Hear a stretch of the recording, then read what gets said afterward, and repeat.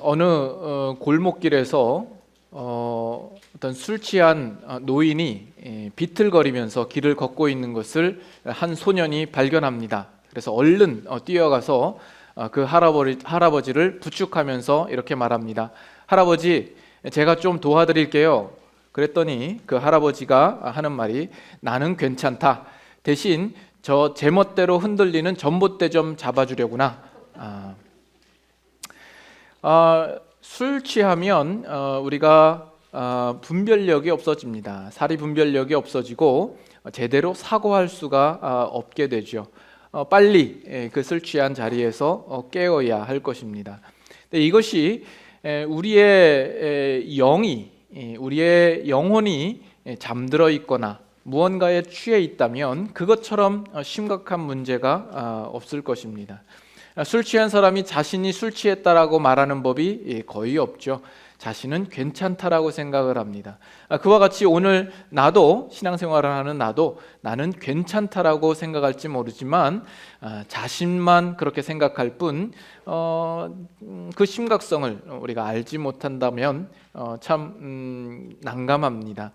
그래서 오늘 함께 나누는 말씀들을 통하여서 우리가 다시 한번 우리 자신을 돌아보고 또 우리가 속한 이 믿음의 공동체를 다시 한번 돌아보는 계기가 될 수 있기를 바랍니다.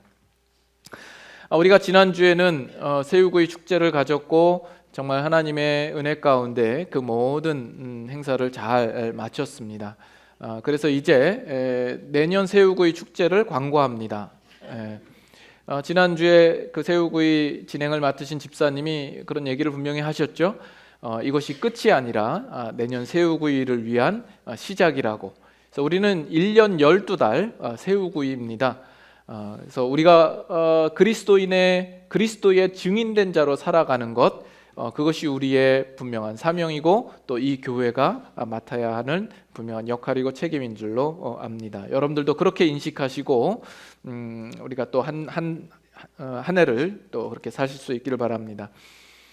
우리가 새우구이 축제 전에 이제 요나서를 함께 나누었습니다. 그래서 요나서가 끝나자 몇 분이 이제 제게 찾아와서 다음 성경 본문은 어디가 될 것인지를 조심스럽게 물었습니다.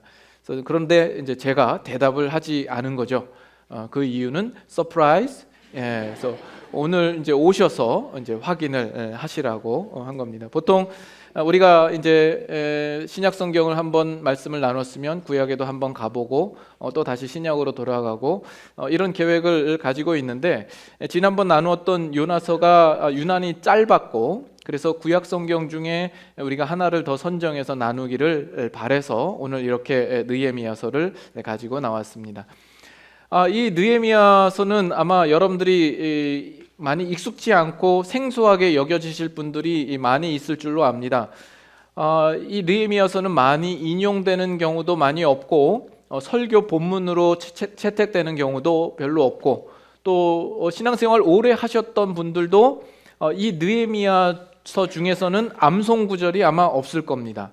저도 가만히 생각해 보니까 이 느헤미야서에서는 암송 구절이 하나도 생각이 나질 않습니다.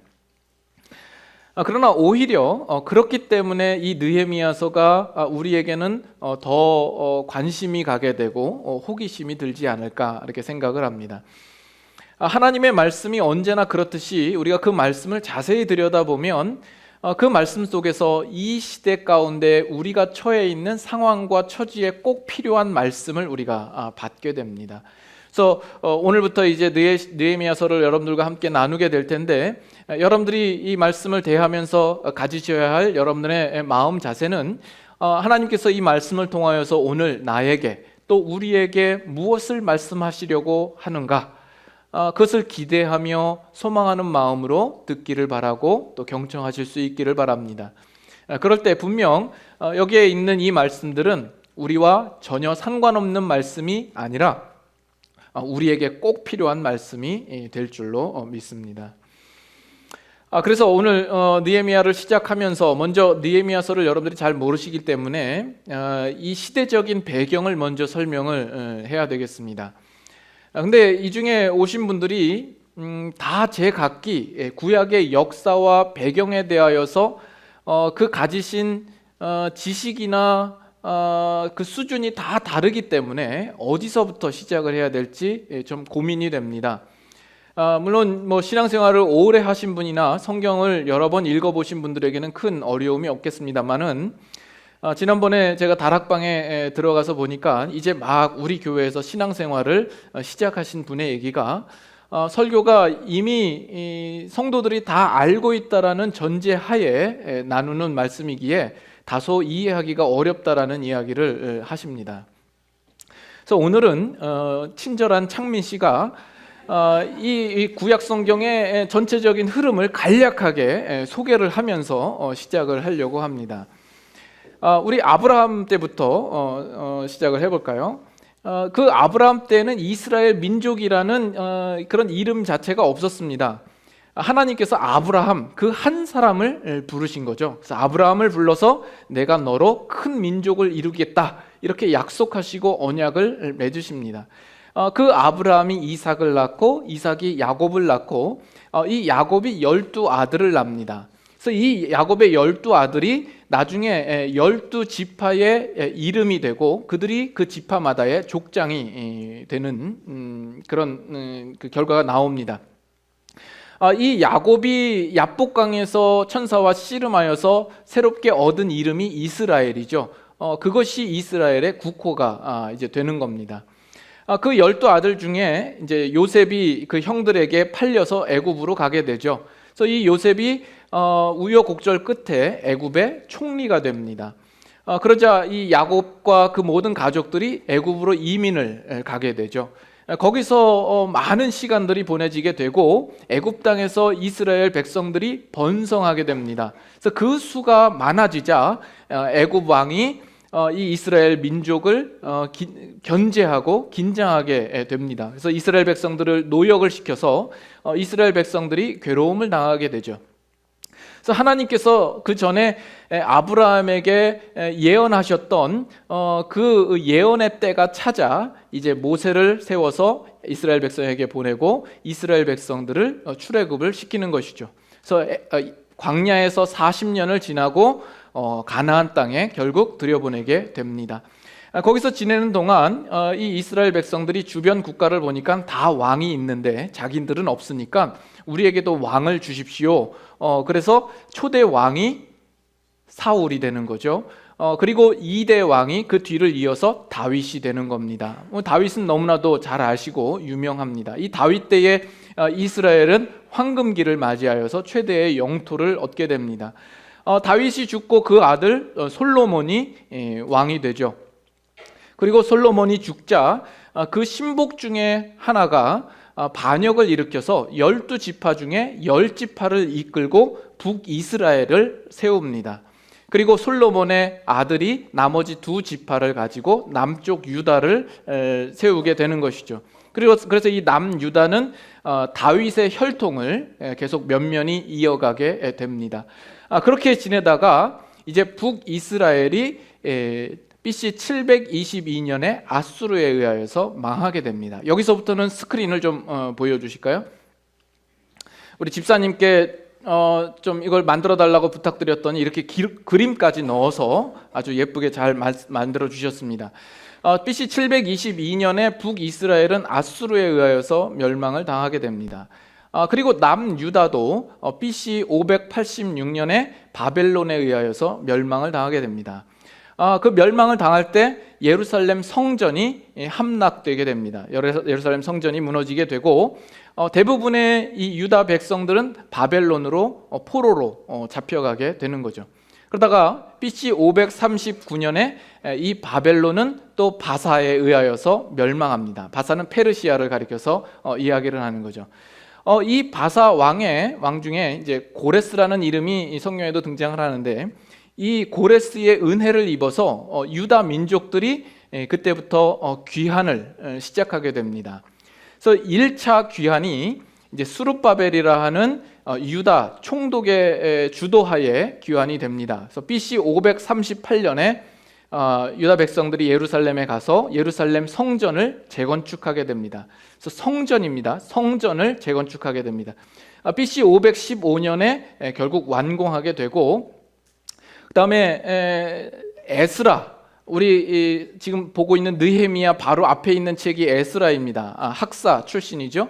이 에스라의 주도하에 2차 귀환이 됩니다. 그래서 BC 458년에 유대인들이 귀환을 해서 제사장의 직무와 그 의식들을 다시금 회복합니다. 그리고 율법이 공동체의 규범으로서 회복되게 하고, 또 정결의식이 행하여지며 언약이 갱신하게 되는 것이죠. 그리고 이제 마침내 이제 느헤미야가 3차로 유다의 백성들을 데리고 이제 귀환을 하게 되는 거죠. 그것이 BC 445년이고 성전이 아니라 성벽입니다. 성벽을 재건을 하게 됩니다. 이 전체 그 연도수는 한 1, 2년 정도의 오차 범위가 있을 수 있습니다. 학자마다 조금 다르기 때문에. 그래서 지금 이 느헤미야가 우리가 이 구약 성경 중에서 그 기록 연대가 가장 늦게 기록된 책으로서 보통 이렇게 생각이 됩니다. 이 느헤미야를 설교하면서 아브라함 때부터 그 배경을 설명하는 일이 참 드문데, 제가 그걸 설명하고 있고 또 그 배경을 지금 한 3분에서 5분 정도로 설명하는 것이 참 쉽지 않은데 그 어려운 걸 제가 해냅니다. 어쨌든 여러분들이 어느 정도 이제 이해가 되셨을 줄로 압니다. 자, 그러면 이 느헤미야라는 이 사람은 어떤 사람인가? 오늘 한번 1장 1절을 한번 보시죠. 1장 1절. 여기 보면 1절 하반절에 내가 수산궁에 있는데 이렇게 나와 있죠. 여기서 수산이라고 하는 것은 이 바사 제국의 수도입니다. 그리고 궁에 있었으니 그 궁은 바로 왕이 거하는 곳이죠. 이걸 볼 때 이 느헤미야라는 사람은 적어도 평민이 아니라 고위 관리직에 있었던 사람이 아닌가라는 생각이 들죠. 1장 11절 잠깐 보실까요? 1장 11절에 마지막에 보니까 이 느헤미야의 직위가 어떻다라고 나오죠? 예, 그렇죠. 그때에 내가 왕의 술관원이 되었느니라. 그래서 이 느헤미야는 왕의 술관원입니다. 이것은 예전 왕이 나라를 다스릴 때만 있었던 어떤 직위입니다. 성경 속에 술관원 하면 떠오르는 인물이 또 누가 있죠? 예, 그렇죠. 요셉의 기사를 보면 거기에도 술관원이 등장을 합니다. 이 요셉이 옥에 갇혔을 때에 이 술관원의 꿈을 해몽을 해줘서 이 술관원이 복직을 하게 되죠. 그러다가 이 술관원이 나중에 왕에게 조언을 하게 되고 그 술관원 때문에 요셉이 애굽의 총리가 되기까지에 이르게 되죠. 우리가 쉽게 알면 이 술관원은 그저 왕이 마시는 술을 맛보는 사람 정도로 알고 크게 공신력이 없는 사람일 거라고 우리가 생각하기 쉽습니다. 그러나 이 술관원은 당시에 이제 공식적인 직함으로서 아주 중요한 직책이었습니다. 왕이 마시는 술에 누군가가 독을 타면 왕은 죽을 수밖에 없는 거죠. 그렇기 때문에 술관원이 있습니다. 그런데 이 왕을 모반하고자 반역하고자 하는 자가 이 술관원을 공모자로 끌어들인다면 또 왕은 죽은 목숨이나 다름이 없습니다. 그렇기 때문에 이 술관원은 왕의 가장 신임을 얻은 사람이 될 수가 있는 거죠. 그리고 이 술관원이 그저 왕이 마시는 술을 체크하고 갖다 바치는 일만 한 것이 아니라 왕과 함께 자리에 앉아서 이야기를 나누기도 하고 국사를 논하기도 했던 겁니다. 그래서 이 술관원은 당시에 장관급 정도가 됩니다. 술장관이 되는 거죠. 이런 얘기를 자꾸 하니까 여러분들 중에 좀 술이 땡기시는 분들이 있으실지 모르겠고 오늘 귀한 서포터 한 사람을 더 얻은 거죠. 느헤미야를 봐라. 술장관이지 않냐? 마시자. 그러는데 별로 설득력은 없습니다. 그래서 어쨌든 이 술관원은 오늘날로 치면 대통령 비서실장쯤 되지 않을까 이렇게 생각이 됩니다. 자, 그런데 이제 마침내 이 느헤미야에게 고국으로부터 그 소식을 듣게 됩니다. 2절에 보면 내 형제들 가운데 하나인 하나니가 이제 유다에서 오게 됩니다. 여기서 말하는 이 하나니는 내 형제들 중에 하나라 그랬는데 느헤미야의 친동생일 것으로 보통 이해를 합니다. 왜냐하면 느헤미야 7장 2절을 한번 잠깐 보실까요? 느헤미야 7장 2절. 느헤미야 7장 2절에 보니까 하나니를 어떻게 소개하고 있죠? 내 아우 하나니라고 나와 있죠. 그래서 이 하나니는 아마 이 느헤미야의 친동생일 것으로 보통 우리가 그렇게 이해를 합니다. 그래서 이 하나니야가 고국에서 오자 느헤미야가 어떻게 묻고 있습니까? 2절에 보니까 그 사로잡힘을 면하고 남아있는 유다와 예루살렘 사람들의 형편이 어떠한가를 물은 거죠. 그러자 이 하나니가 어떻게 대답을 하냐면 그 남아있는 자들이 그 사로잡힘을 면하고 남아있는 자들이 그 지방 거기에서 큰 환난을 당하고 능욕을 받으며 예루살렘 성은 허물어지고 성문들은 불탔다 하는지라. 그래서 지금 이 하나니가 설명하는 그 전자의 경우가 이 후자에 의하여서 나타난 결과인 것으로 보여집니다. 성문이 불타고 성이 허물어짐으로 말미암아 그들이 능욕과 여러 괴롭힘을 당하게 된 것이죠. 이 예루살렘 성이라고 하는 것은 그냥 단순한 건축물이 아닙니다. 이 유다 민족에게 있어서는 이 예루살렘 성이라고 하는 것은 그들의 신앙과 삶과 정체성과 그들의 존재의 상징이고 대표하는 것이 되는 겁니다. 이 예루살렘 성 안에 그 성전이 있고 이 유다 민족은 하나님을 신앙하는 그 신앙 공동체로서 그 성전에서 하나님을 예배하고 제사하고 경배하였던 것이죠. 그런데 그 성벽이 무너짐으로 말미암아 그 주변에 하나님을 신앙하지 않은 불신앙을 가진 이방 민족들이 자유롭게 침입하며 그들을 방해하고 회방하고 있는 것이죠. 이 예루살렘 성전은 무방비로 노출되어 있는 겁니다. 그러자 여기 하나니가 보고하고 있는 대로 그 남은 성 안에 있는 유다 백성들이 큰 환난을 당하고 능욕을 당하게 되는 것이죠. 그럼으로써 자연스럽게 그 성전에서 하나님을 예배하고 경배하는 그 일들도 그들이 방해를 받게 되는 겁니다. 그래서 그것은 지금 신앙의 큰 위기를 맞은 것이요, 그들의 정체성과 그들의 존재의 위기를 맞은 것입니다. 우리 과거에 일제 시대 때, 일제 강점기를 우리가 겪을 때에 일본 사람들이 그 한국 땅에 와서 한국의 여러 민족 문화 유산들을 말살시키죠. 그리고 일본식 건물을 집니다. 그리고 언어를 일본어로 쓸 것을 그렇게 요구하고 창씨 개명을 해서 이름조차도 일본어로 다 바꾸는 것이죠. 그렇게 한국의 어떤 언어와 전통과 문화를 다 말살시키고자 하는 것이죠. 그럼으로써 한인들이 가지고 있는 그 모든 민족의식과 정체성을 다 무너뜨리고 소멸하고자 하는 어떤 그런 의도가 있었던 겁니다. 지금 이 유다 민족이 겪고 있는 상황도 그와 지금 비슷한 상황이 되어버린 거예요. 지금 유다 민족은 그들의 나라가 없어졌습니다. 바벨론의 포로가 되어서 다 대부분 사로잡혀 가 있는 것이죠. 그들에게 남아있는 것은 오로지 예루살렘 성이요, 이 예루살렘 성에서 그들이 정말 하나님을 예배하는 신앙 공동체로서 하나님께 예배하며 하나님께서 다시금 회복하여 주실 것을 기대하는 마음으로 바라보고 있는데, 그 성벽이 허물고 그 예배가 방해받고 있는 것은 정말 그들에게 있어서는 큰 위기가 아닐 수 없는 겁니다. 절체절명의 위기요, 그들의 존재성과 그들의 정체성에 큰 타격을 입히게 될 것이라는 겁니다.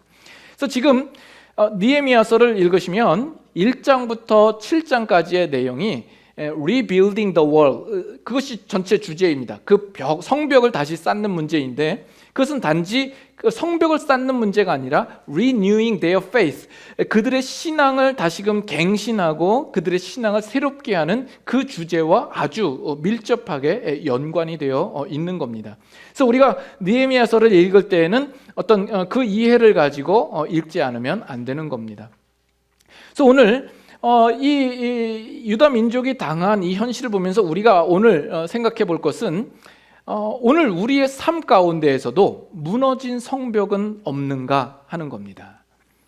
여러분들의 신앙과 영성의 측면에서, 하나님과의 관계 면에서, 여러분들이 예수 그리스도를 믿고 마땅히 신자다운 모습으로 살아야 하는 그 생활 속에서 여러분들 안에는 무너진 것이 없는가 하는 겁니다. 사탄의 유혹과 시험에 무방비로 노출되어 있고, 그래서 우리가 살아가는 매일매일의 삶 속에서 우리는 늘 속수무책으로 당하고 살고 있는 우리의 영적인 현실이지 않는가 하는 겁니다. 제가 여러분들에게 물어볼 때에 여러분들은 여러분 스스로에게 물어보시면서 스스로 한번 답해 보시죠. 여러분에게 예배는 건재합니까? 그 예배라는 것이 그저 주일날 이 시간 이 자리에 나와 있는 것만으로 내가 신앙인이라는 그 신앙의 명목을 유지하는 유일한 수단으로만 생각하고 있지는 않습니까? 여러분의 기도는 어떻습니까? 하나님을 향하여서 무릎 꿇으며 하나님과의 온전한 관계를 이어가고 있으십니까? 여러분의 가정은 온전하십니까? 예수 그리스도가 여러분의 가정의 주인이 되어 있습니까? 여러분의 삶은 어떻습니까? 정말 소명 있는 삶을 살고 계십니까? 우리가 얼마나 예배를 자주 드리냐, 또는 기도를 얼마만큼 오래 하느냐, 성경을 우리가 얼마만큼 많이 읽느냐, 이 문제가 아니라 좀 더 본질적으로 하나님과의 관계 속에서 여러분들 안에 가장 중요한 무언가가 빠진 것과 같은 모습으로 신앙생활을 하고 있지 않는가 하는 겁니다. 주를 향하여서 우리가 가지고 있는 어떤 소망과 열정, 이런 부분들이 모두 식어지고 차가워진 상태에서 매너리즘에 빠진 어떤 신앙생활을 하고 있지 않는가. 하나님과의 관계가 소원하여지고 뭔가 내 안에 영적으로 다 고갈되어서 바닥이 드러나고 영적으로 드라이해진 상태에서 그 공허함을 느낄 때에 무엇으로도 채워지지 않는 그 마음으로 삶의 목적도 없이 방향성도 없이 그렇게 살아가는 우리들의 삶은 아닌가 하는 겁니다. 아니, 어쩌면 지금 말씀드리는 이 모든 것들에 대하여서 무감각하며 무관심하며 아무것도 그 중요성과 심각성을 느끼지 못하는 그런 상태는 아닙니까?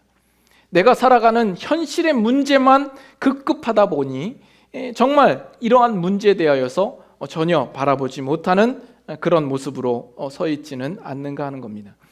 지금까지 우리가 심각하게 바라보지 못했고 깨닫지 못했으나 우리의 심령 가운데, 우리의 삶 가운데에 무너진 부분은 없는가? 다시금 재건되어야 할 필요성이 있지는 않는가? 한번 돌아보아야 할 때라고 생각을 합니다.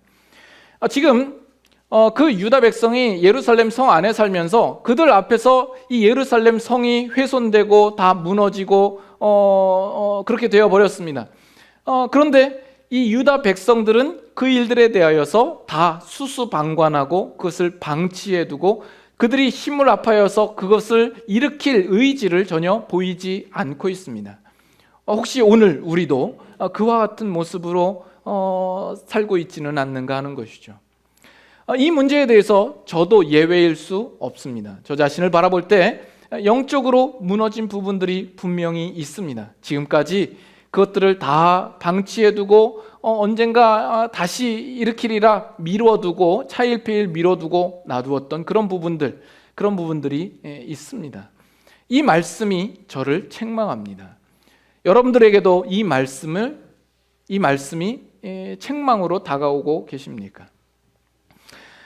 이것은 우리 개인의 문제뿐만이 아니라 우리 이 교회, 이 공동체에도 마찬가지입니다. 이 네이프빌 교회, 여러분 우리는 건물도 있고 건물이 아주 튼튼합니다. 물론 이 본관은 오래된 건물이긴 하지만 끄떡 없습니다. 뭐 조직적으로도 우리 교회 조직으로 체계적으로 잘 안정되어서 돌아가고 있고, 또 성도들도 적지 않은 수가 늘 참석하여서 예배를 드리고 있죠. 교회 밖에서 우리 교회를 바라보는 시각이 어떨지 모르겠습니다. 긍정적으로 바라보는지 또 부정적으로 바라보는지 모르겠습니다. 그러나 지금 말씀드린 이 모든 것들은 사실 우리에게 그렇게 중요한 문제가 아닙니다. 우리는 이 자리에 모인 것이 그 살아계신 하나님을 신앙하기 위하여서 모인 사람들입니다. 그렇다면 하나님께서 기뻐하시는 것이 무엇이고 하나님께서 바라시는 뜻이 무엇인지를 우리가 받들어서 그에 합당하게 우리가 주님을 경배하고 신앙하는 것이 우리에게 필요한 것입니다. 하나님께서 이 교회를 두신 목적이 무엇인가, 우리 교회의 참된 본질과 그 사명이 무엇인지를 우리 각자가 깨달아서 그 일들을 위하여서 함께 협력하여서 한 마음으로 나아가는 영적 공동체가 되어야 합니다. 사실 우리 교회에 여러분들이 둘러봐도 큰 문제가 없어 보이지 않습니까? 교회적으로 큰 환란을 지금 당하고 있는 것도 아니고, 교회 안에 무리가 팔을 지어서 서로 싸우고 있는 것도 아니고, 목사가 헌금을 떼어먹었다던가 무리를 일으켰다던가 그런 것도 아니고, 그런 것이 있었다 그러면 우리가 위기인 줄 알 텐데 그런 것이 없으니까 우리는 안전하다라고 생각을 하십니까? 그러나 언제나 위기는 가장 평안할 때 오는 법입니다. 오히려 어쩌면 우리는 이 가운데에서 신앙생활을 하면서 모두가 다 아니란 마음으로 다 잠들어져 있고 무엇이 우리에게 심각한 것인지 깨닫지 못하는 상태로 우리는 여기에 와서 앉아 있는지도 모르는 겁니다.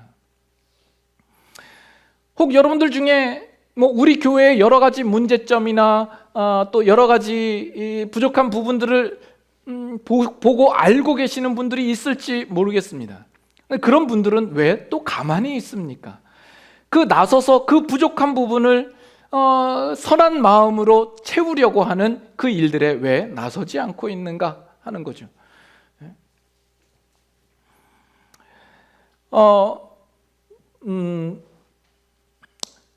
우리는 교회가 왜 이래?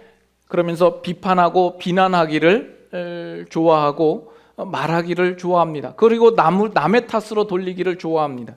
마치 우리가 그 축구 중계를 보다 보면 괜히 흥분해서 선수들을 욕하고 지적하고 조직력이 없다, 정신력이 해이해졌다, 이렇게 말하는 사람들처럼 정작 자신이 나가서 뛰면 그 발에 제대로 공을 맞추지도 못하면서 말이죠. 지난주에도 월드 시리즈가 있었지 않았습니까? 이제 휴스턴과 다저스가 해서 결국 휴스턴이 이겼습니다만은 다저스 팬들이 감독이 왜 이러냐, 투수가 못했다, 비판만 할 줄 알았지 실제로 자신에게는 어떤 책임도 가지고 있지 않은 모양처럼 우리는 그렇게 합니다. 마치 학창 시절에 꼭 공부 못하는 애들이 문교부 교육 정책을 비판하듯이 말이죠. 요즘 네티즌들도 자신의 삶이 드러나지 않는 그 익명성의 이점을 가지고 누군가 뭔가 좀 잘못하고 뭔가 좀 트집이 생기면 악의에 찬 댓글로 글을 올리는 사람들이 많지 않습니까? 그것으로 뭔가 자신은 의롭다라고 생각을 하고 자신을 합리화시키고 자신이 가진 죄책감에서 자유롭게 되기 위한 어떤 목적으로 하는 것이 아닌가 생각이 듭니다. 또는 나는 이런 것을 볼 줄 아는 어떤 시야가 있다라는 것을 보이고 싶어하는 마음일지 모르겠습니다. 교회도 마찬가지입니다. 늘 말이 많습니다. 교회에 나오는 사람 치고 말 못하는 사람 봤어요? 그래서 그런 얘기도 있잖아요. 이 세상에서 제일 말 잘하는 사람이 공산당이고 둘째가 크리스찬이라고. 죄다 말 잘하는 사람들은 다 교회에 온 것 같아요. 그래서 말은 많은데 실제적으로 이 공동체의 아픔을 마음으로 끌어안고 그것을 위하여서 애통해하며 기도하는 사람들은 사실 많이 없다라는 게 문제죠. 그런 중에 우리는 지금 느헤미야라는 이 한 사람을 보게 되는 겁니다. 그가 고국으로부터 자기 동족의 그 신앙의 공동체가 지금 위기의 상황에 있다라는 소식을 듣고 그가 그것을 두고 다른 누구를 탓하는 것이 아니라 그것을 자기의 문제로 끌어안고 조용히 일어나서 묵묵하게 그 일에 책임을 지려고 하는 인물로 우리는 이 느헤미야를 보고 있는 겁니다. 아까도 말씀드렸듯이 이 느헤미야는 술관원이었습니다. 얼마나 대단합니까? 그는 그 바사 사람이 아니에요. 유다 사람인데 포로로 잡혀와서 술관원의 자리까지 오른 겁니다. 그러면 얼마나 부귀 영화를 누릴 것이며 그의 살아가는 삶 속에 전혀 부족함이 없고 얼마든지 자기가 하고 싶은 거 다 하면서 마음껏 편안하게 살 수 있는 위치에 있지 않습니까? 그 고국의 문제에 대하여서 굳이 그가 책임을 지거나 그가 관심을 가질 이유가 없습니다. 이 느헤미야가 있는 곳에서 고국까지의 거리는 약 800마일 정도가 된다라고 이야기를 합니다. 굳이 그 고국에 있는 문제를 자신이 그렇게 끌어안고 슬퍼할 이유가 없지 않습니까? 그러나 지금 느헤미야는 그 예루살렘 성벽이 무너진 일들을 두고 남의 문제로 보지 않고 자신의 문제로 보고 있습니다. 하나님의 사람으로서 하나님의 백성의 괴로움을 자신의 괴로움으로 지금 받고 있는 겁니다. 반면 오늘 우리의 삶들은 어떻습니까? 우리는 우리 일상에 나 살기 바쁜 삶을 살고 있지 않습니까? 내가 안정된 직장을 가지고 있고 내 사업이 잘 되고 내가 편안하게 살고 있으면 우리는 그것으로 다 됐다라고 생각을 합니다. 그리고 이 교회 공동체는 가장 그 최소한의 인벌브만 하면서 스스로 합리화하고 나는 괜찮다라고 생각을 합니다. 우리의 무게 중심이 어디에 가 있는가 하는 것이죠. 여러분들이 정말 예수 그리스도를 믿는 신자요 하나님을 신앙하는 것이라면 우리가 이 믿음 안에서 함께 모여서 하나님을 기쁘시게 하고 하나님의 뜻을 따라 살아가는 이것이 우리의 인생의 가장 큰 무게 중심이 되어야 합니다. 근데 어느덧 우리는 그 무게 중심이 바뀌어져서 주객이 전도된 삶을 살고 있습니다. 내가 그 모습을 제대로 가지지 않으면서 난 괜찮다라고 생각하는 것은 얼마나 큰 착각인지 모릅니다. 고린도전서 12장에 보면 지체가 나오죠. 우리는 예수 그리스도를 머리로 한 그 몸의 각 지체가 됩니다. 근데 그 지체들이 나는 손이니까 발이 아니니까 난 괜찮아. 나는 눈이니까 귀가 아닌 이상 괜찮아. 이것이 얼마나 어리석은가 하는 겁니다. 몸의 한 지체가 불편하면 온 몸이 괴로움을 당하게 되는 겁니다. 나만 괜찮다고 괜찮은 걸로 착각하는 것은 그리스도의 몸된 지체 의식을 전혀 인식하지 못하는 겁니다. 그러나 지금 느헤미야는 자신의 안락함과 자신의 편안함을 뒤로하고 그 공동체를 위하여서 지금 일어나고 있는 것입니다. 이 느헤미야는 선지자가 아닙니다. 왕도 아니었습니다. 제사장도 아닙니다. 신앙적으로 사실은 아무것도 아닌 사람입니다. 그러나 그가 민족의 아픔을 자신의 아픔으로 지금 끌어안고 있는 것이죠. 우리 가운데에도 이런 느헤미야 같은 사람이 많이 등장하기를 원합니다. 우리는 그 일들을 누가 대신해 줬으면 좋겠다라는 생각을 하죠. 우리 중에 어떤 리더자가 대신해 줬으면 좋겠고, 우리는 모든 신앙생활이 언제나 피동적이고 수동적입니다. 목사가 그 짐을 대신 짊어주기를 바라는 마음뿐입니다. 그래서 여러분들도 제가 여러분 죽을 때까지 이 교회에 쭉 있어주기를 바라죠. 그 마음이 뭐예요? 내가 편하고 싶은 마음 혹시 아니세요? 모르죠. 또 여러분들 중에는 빨리 목사가 바뀌었으면 좋겠다라고 생각할지 모르겠습니다만, 그 바꾸고자 하는 이유도 정말 우리 교회의 부족한 부분들을 누가 대신 담당해 주기를 바라는 마음 때문은 아닌가 하는 겁니다. 우리가 이 느헤미야를 보면서 나는 과연 느헤미야 같은 사람인가? 이 느헤미야 같은 모습으로 담기를 원하고, 우리 교회 중에 이런 모습들이 많이 나오기를 원합니다. 그래서 이 느헤미야가 어떻게 반응을 하죠? 4절에 내가 이 말을 듣고 앉아서 울고 수일 동안 슬퍼하며 하늘의 하나님 앞에 금식하며 기도하여 이렇게 반응이 나옵니다. 지금 느헤미야는 그 민족들의 아픔을 자신의 아픔으로 끌어안고 같이 애통하며 울고 있습니다. 어떻게 하면 이 느헤미야처럼 그 아픔을, 그 소식을 듣고 어떻게 울 수 있을까? 우리가 매스컴을 통해서나 뉴스를 통해서 사건 사고 소식을 들을 때면 안타까움을 느낄 때도 있습니다. 그러나 눈물을 흘리지는 않죠. 그러나 내가 사랑하는 가족, 내가 사랑하는 친구가 그 일들을 당한다면 우리는 눈물을 흘릴 겁니다. 이 느헤미야는 마치 그와 같은 심정으로 그 동족을 바라보고 있는 것이죠. 이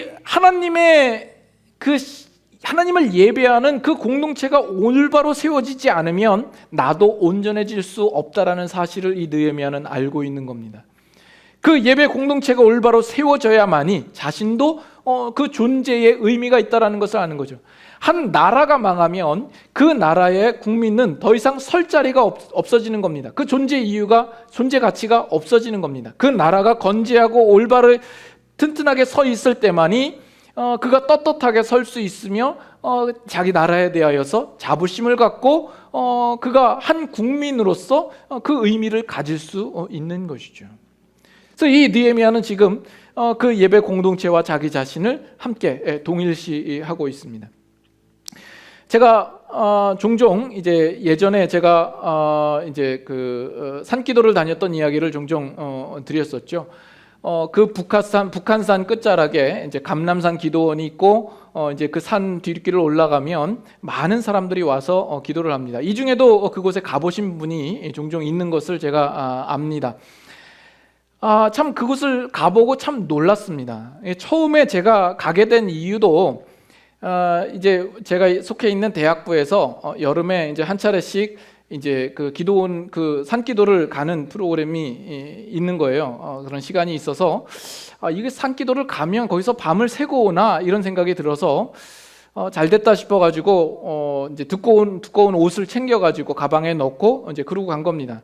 한 7시쯤 올라갔는데 8시 반쯤 되니까 날 어둡기 전에 내려가자 그러는 겁니다. 그래서 아니 나는 여기서 기도하려고 올라왔는데 안 되겠다 싶어서 남아 있겠다 그런 거죠. 그때 뭐 제가 신앙이 뭐 좋아서가 아니라 좀 하나님에 대하여서 제가 억한 감정이 많고 따질 것이 많아서 좀 마음에 어떤 그런 갈급함이 있어가지고 남겠다 그런 겁니다. 이제 시간이 지나면 이제 차도 끊겨서 새벽에는 갈래야 갈 수도 없습니다. 근데 거기서 남아서 이제 기도를 하게 된 거죠. 참 여러분들이 혹시 그런 데서 기도를 해보신 분이 있으면 한번 아실 겁니다. 이게 쉽지가 않습니다. 처음에 기도를 하려니 옆에서 부시럭 소리만 나도 자꾸 눈이 떠지는 겁니다. 왜냐하면 뱀 나올까봐. 되게 이제 무섭더라고요. 이렇게 기도를 하는데 이제 오히려 밤에는 사람들이 한 사람씩 이제 올라오는 거예요. 오면은 꼭 이제 제가 기도하는 옆자리를 지나서 가요. 그래서 왜 그런가 그랬더니 나중에 알고 봤더니 그 산을 오르는 오르막길 중간에 제가 앉아가지고 이제 기도를 하고 있었던 거죠. 그래서 결국 이제 자리를 옮겨서 기도를 했는데 그 밤이 깊어지고 새벽이 되자 얼마나 많은 사람들이 올라오는지 정말 가관입니다. 그 산에서 곳곳에서 보이지 않는데 여기저기서 기도하는 소리가 막 울려 퍼지고 그것이 합창처럼 메아리 쳐서 산에서 울리는데 정말 대단하고 제가 도전을 많이 받았습니다. 지금까지 몰랐던 사실을 보는 거죠. 지금 저 한국 땅 저 아래에서는 많은 사람들이 자기 좋은 대로 살고 죄악 가운데로 살고 어지럽게 살고 있지만 이 산 가운데 올라와서 하나님을 바라며 하나님 앞에 기도하는 이 심령들 때문에 오늘날 이 한국이 하나님의 은혜를 입어 여전히 유지되는구나라는 생각을 하게 된 겁니다. 만약에 이제 지금은 그 산에 올라갈 수 있을지 모르겠어요. 많이 통제가 돼서 만약에 이제 그 시절 여러분들과 함께 이제 한국에 교회가 있었다면 여러분들 데리고 한 번쯤은 이제 그런데 가서 함께 같이 기도를 해보고 싶은 그런 소망이 있습니다. 오늘날 우리 교회가 지금까지 유지될 수 있었던 가장 큰 이유는 어디에 있을까요?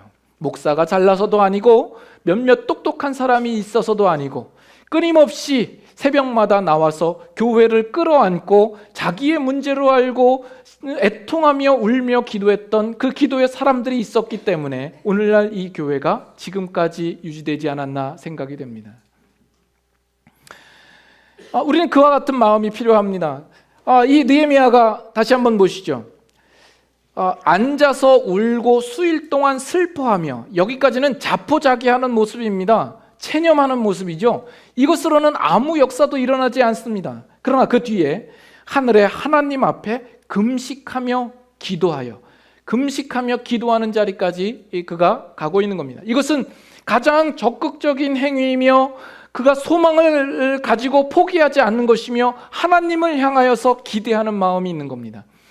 자, 보세요. 느헤미야는 당시 가장 그 거대한 제국 바사라는 제국의 수술관원으로 있습니다. 왕과 가장 지척간에 있어서 가장 가까운 자리에 있었던 자입니다. 그렇다면 그 동족의 어려운 문제를 두고 그가 자기가 가지고 있는 그 직위와 왕과의 친분을 이용하여서 얼마든지 왕에게 도움을 구할 수 있지 않았겠습니까? 그러나 지금 느헤미야가 한 것은 그 왕에게 도움을 구하는 일 전에 먼저 하늘의 하나님께 나아가서 금식하며 기도한 것입니다.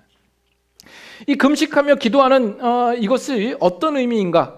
우리가 이제 내일부터 특별 새벽 기도를 하게 되고 이제 거기에 올바른 어떤 기도에 대한 부분들을 가지고 주제를 가지고 나누게 됩니다. 사실 여러분들과 설교 시간을 통하여서 여러 번 나누었던 내용이지만 다시 한번 상기하여서 기도라는 주제로 한번 이렇게 묶어봤습니다. 그때에도 설명이 되겠습니다만, 우리가 금식하며 기도한다는 것이 무슨 의미입니까? 금식한다는 것은 밥을 굶어가면서 기도하는 겁니다. 밥을 굶으니까 하나님 앞에 단식 투쟁하는 겁니까? 하나님, 나 이거 안 들어주시면 확 죽어버릴 겁니다, 이런 의미인가요? 그런 의미가 아니죠. 금식한다는 것은 우리가 사람이 밥을 먹어서도 할 수 없는 일을 밥을 먹지 않으면 더 할 수가 없게 되는 겁니다. 그래서 금식으로 하나님 앞에 나아간다는 것은 이 일들은 결코 내가 할 수 없고 우리가 할 수 있는 일이 아닙니다. 주님께서 일어서셔야 하고 주님께서 행하셔야 하고 주님만이 이루실 수 있습니다 라는 그 고백입니다. 그래서 주님 도와주십시오라는 그 고백이 되는 것이죠. 그래서 지금 느헤미야가 그와 같은 심정으로 하나님 앞에 나아가고 있는 겁니다. 우리가 오늘날 많은 사람들이, 심지어 신앙생활을 하는 사람들조차도 이 기도와 이런 금식에 대하여서 상당히 가볍게 여기는 경향들이 있습니다. 이것은 그저 시간 낭비요, 종교적인 행위요, 샤머니즘적이고 주술적이고 미신적이며 인간의 약함에서 나오는 행위에 불과하다라는 정도로 생각하는 사람들이 있을지 모르겠습니다. 그러나 어느 시대를 보더라도 그 시대에 부흥이 일어날 때에는 언제나 기도의 사람이 있었던 것을 봅니다. 무디나 스펄전이 그러하고 켈빈이나 루터가 그러하고 성경의 베드로나 바울이 그러합니다. 하나님은 그 기도를 들으시사 역사하시는 겁니다. 우리의 기도마다 들으시는 하나님께서 그 일들을 이루시는 것입니다. 오늘 말씀을 마무리하도록 하죠. 오늘 우리 개개인과 이 교회는 무너진 영적인 성벽이 없는가, 우리가 다시금 돌아보아야 할 것이고 그 영적인 성벽을 재건하는 그 일에 우리의 관심과 우리의 마음을 다시 한번 새롭게 가져야 할 것입니다. 여러분, 그런 예를 많이 들었죠. 이 개구리를 비커에다가 넣고 이제 물을 넣고 열을 서서히 가하면 이 개구리가 온도가 높아지는 것을 전혀 인식하지 못하고 있다가 결국 물에 삶아지는 결과를 봅니다. 혹시 우리도 그와 같은 상태에 있지는 않는가? 성경 한 두 구절만 보겠습니다. 누가복음 21장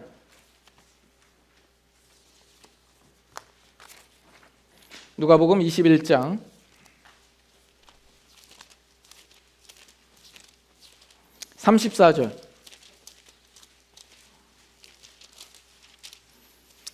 21장 34절 찾으셨으면 다 같이 한 목소리를 읽겠습니다.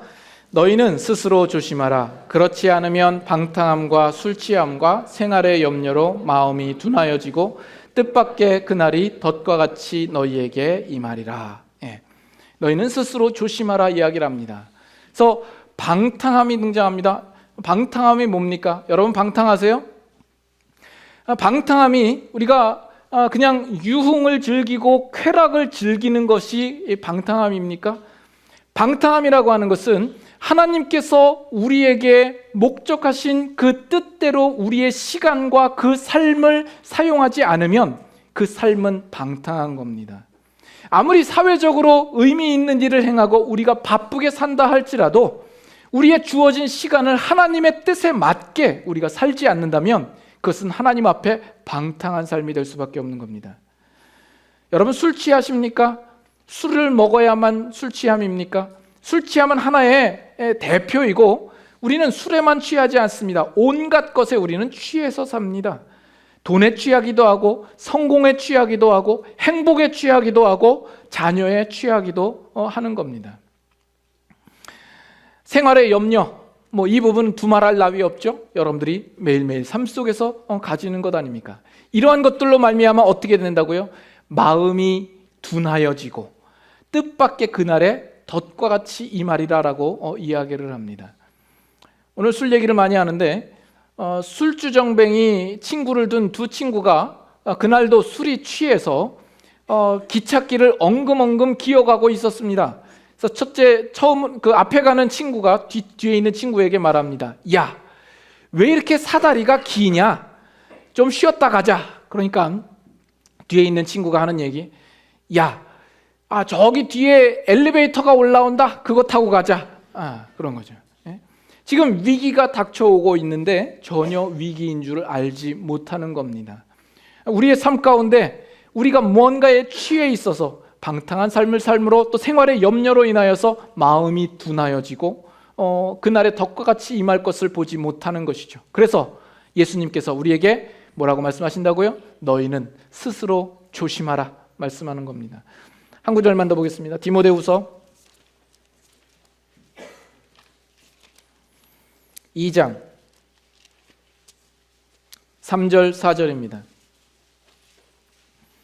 디모데후서 2장 3절 4절. 너는 그리스도 예수의 좋은 병사로 나와 함께 고난을 받으라. 4절 다 같이 읽습니다. 병사로 복무하는 자는 자기 생활에 얽매이는 자가 하나도 없나니 이는 병사로 모집한 자를 기쁘게 하려 함이라. 여러분들은 하나님께로부터 모집된 하나님의 병사입니까? 그리스도 예수의 좋은 군사입니까? 그와 함께 고난을 받기를 기뻐하고 소망하는 자입니까? 그런 자는 자기 생활에 얽매이는 자가 한 사람도 없다라고 이야기를 합니다. 혹시 우리의 삶은 내 생활에 얽매여 있으므로 그리스도의 좋은 군사된 삶으로 지금 살지 않고 있는 모습은 아닙니까? 우리가 이 느헤미야를 계속해서 보면서 우리 각자 자신을 깨우고 또 우리 공동체가 다시 영적으로 회복되어지는 계기를 맞기를 원합니다. 이를 위하여서 우리가 함께 기도하고 힘쓰기를 소망합니다. 기도하겠습니다.